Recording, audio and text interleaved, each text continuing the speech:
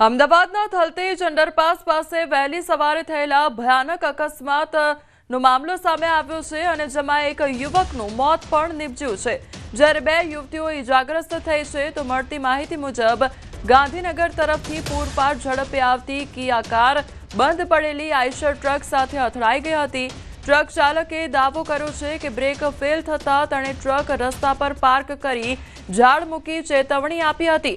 તેમ છતાં ડ્રાઈવર યુવકની બેદરકારીથી અકસ્માત સર્જાયો હતો। હાલ આ મામલે એસજી હાઈવે 2 ટ્રાફિક પોલીસે કાર્યવાહી હાથ ધરી છે, તો કાર ચાલક સામે ગુનો પણ નોંધાયો છે।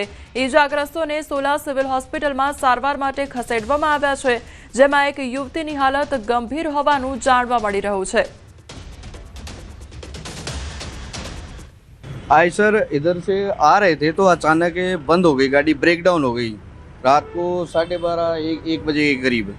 ठीक है, तो ब्रेक डाउन हो गई तो गाड़ी स्टार्ट नहीं हो रही थी, तो स्टार्ट नहीं हो रही तो इधर झाड़ वाड़ रखवाया, वो कोई घटना ना थी जाए, कोई घटना नहीं था। काफ़ी प्रयास किया, क्रेन वाले को फ़ोन वोन किया, रात को किसी ने फ़ोन उठाया नहीं। कारीगरों को भी फ़ोन किया तो बोले सुबह में देखेंगे। एक दो कारीगरों को भी फोन किया। કિયા ગાડી બંધ પડેલા આઈશરમાં ઘૂસી જાય છે અને ડ્રાઈવર સાઈડ અથડાવાથી ડ્રાઈવરનું સ્થળ પર જ મૃત્યુ નીપજે છે। આ બંધ પડેલું આઈશર હતું, એ બંધ પડેલા આઈશરમાં ડ્રાઈવરની બેદરકારીના કારણે આઈશર જોયા વગર ગાડી ચલાવી અને ધીમી સ્પીડ પાડ્યા વગર સીધું જ અંદર અથડાવી દીધું છે। બેઝિક એવું અમને તારણમાં આવે છે, પણ એમાં ટ્રકના આઈશરના ડ્રાઈવરે કોઈ એની પાછળ ઘૂસી ના જાય એના માટે એનાથી થતા બધા પ્રયત્નો કરેલા છે, એટલે એનો ઈરાદો બીજો ગુનાહિત જણાતો નથી। અમદાવાદના એસજી હાઈવે પર વધુ એક ગમખ્વાર અકસ્માત સર્જાયો છે। થલતેજ અંડરબ્રિજમાં આ અકસ્માત સર્જાયો છે। જોઈ શકો છો આપ, એક આઈશર ટ્રક છે તે અહીં જોવા મળી રહી છે અને તેની પાછળ એક કિયા ગાડી હતી જે પૂરપાટ ઝડપે આવી રહી હતી અને તેણે આઈશર ટ્રકને પાછળથી ટક્કર મારી હતી અને આ ટક્કર એટલી જોરદાર હતી કે આપ દ્રશ્ય પરથી જ અંદાજ લગાવી શકો છો કે કયા પ્રકારે આ અકસ્માત સર્જાયો છે। હાલ જે માહિતી મળી રહી છે જેમાં એક વ્યક્તિનું મૃત્યુ નીપજ્યું છે, જ્યારે અન્ય જે 2 થી 3 વ્યક્તિઓ છે તે ઘાયલ થયા છે, જેઓને તાત્કાલિક સારવાર માટે નજીકની હોસ્પિટલમાં ખસેડવામાં આવ્યા છે। પરંતુ આપ જે કિયા ગાડી છે તેની અહીંયાની પરિસ્થિતિ જોઈને જ અંદાજ લગાવી શકો છો કે કેટલી સ્પીડમાં હોઈ શકે છે, કારણ કે જે એક બાજુનો ભાગ છે તે સંપૂર્ણપણે અહીં નુકસાનીમાં જોવા મળી રહ્યો છે।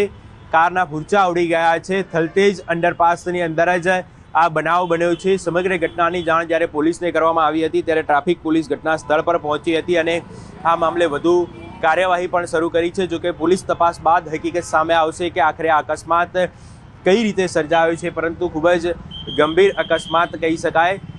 પીક અવર્સનો ટાઈમ છે, અહીં ટ્રાફિક પણ મોટા પાયે જોવા મળી રહ્યો છે, ત્યારે અહીં જે ટ્રાફિક પોલીસની હકીકતમાં હાજરી હોવી જોઈએ, જે અહીં ગેરહાજરી જોવા મળી રહી છે। ત્યારે આપ જોઈ શકો છો હાલમાં અહીં જે અકસ્માતના જે દ્રશ્યો છે તેના પરથી જ અંદાજ લગાવી શકાય છે કે જે બનાવ છે તે કેટલો ગંભીર બનાવ છે। કેમેરામેન હિરેન શાહ સાથે ઋત્વિજ સોની, ન્યૂઝ 18 ગુજરાતી, અમદાવાદ। પાક નુકસાન સામે રાહત પેકેજનું સ્વાગત। સહાય પેકેજ સામે દક્ષિણ ગુજરાતના ખેડૂતો ખુશ જોવા મળી રહ્યા છે, તો ઢોલ વગાડી ખેડૂતોએ સહાય પેકેજનું સ્વાગત કર્યું છે। હર્ષ સંઘવી પણ પહોંચ્યા ખેડૂતોને મળવા। દક્ષિણ ગુજરાતમાં રાહત પેકેજના વધામણા કરવામાં આવ્યા છે, તો હર્ષ સંઘવીનું સ્વાગત પણ કરવામાં આવ્યું। ખેડૂતોએ હર્ષ સંઘવીનું સ્વાગત કર્યું છે અને તેમના ચહેરા પર ખુશી જોવા મળી રહી છે। તો જે રાહત પેકેજની જાહેરાત કરવામાં આવી ત્યારબાદ એ રાહત પેકેજને આવકારવામાં આવ્યું છે, ખેડૂતો દ્વારા સ્વીકારવામાં આવ્યું છે।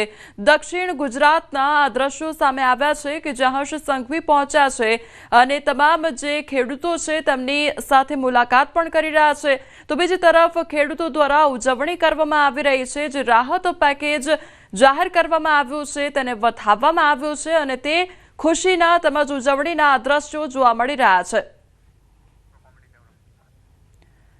તો ડેપ્યુટી સીએમ હર્ષ સંઘવી અત્યારે દક્ષિણ ગુજરાત ખાતે પહોંચી ચૂક્યા છે અને તમામ જે ખેડૂતો દ્વારા ઉજવણી કરવામાં આવી રહી છે તે ખેડૂતોને મુલાકાત પણ તેમના દ્વારા કરવામાં આવી। અને એ ખેડૂતોના ચહેરા પર ખુશી પણ જોવા મળી રહી છે। સંવાદદાતા કેતન અમારી સાથે જોડાઈ ગયા છે। કેતન, રાહત પેકેજના વધામણા કરવામાં આવી રહ્યા છે ખેડૂતો દ્વારા। દક્ષિણ ગુજરાતમાં અત્યારે ખેડૂતોમાં કેટલી ખુશી?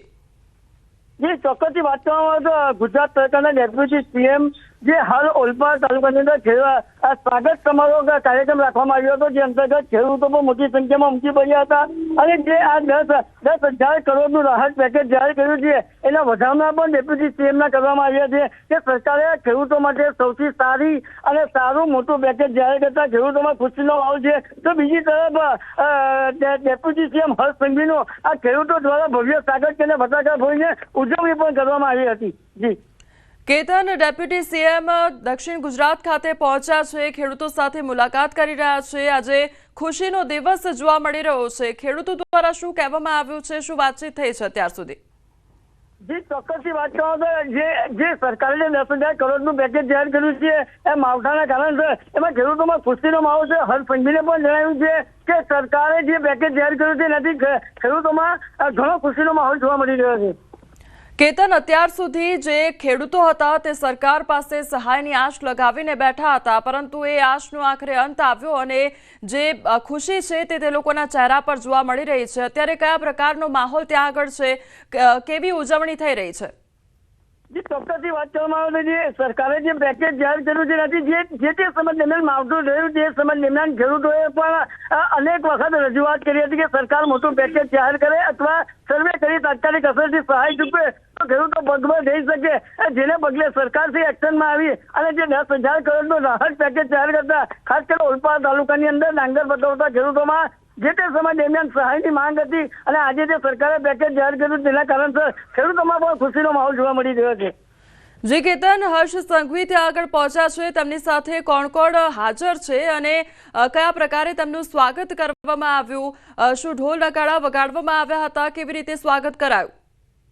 જી ચોક્કસથી વાત કરવાનું જે ડેપ્યુટી સીએમ જે સુરત એમની નિવાસસ્થાનથી નીકળે ઓલપાડ મુકામે પહોંચ્યા હતા એ સમય દરમિયાન ઓલપાડના ધારાસભ્ય તેમજ ઓલપાડ સંગઠન અને જિલ્લા સંગઠનના આ જે પદાધિકારીઓ છે તેના દ્વારા હાર ફૂલ અને ગુલદસ્તા આપી અને ફટાકડા ફોડી ઢોલ નગારાથી ભવ્ય સ્વાગત ડેપ્યુટી સીએમનું કરવામાં આવ્યું હતું।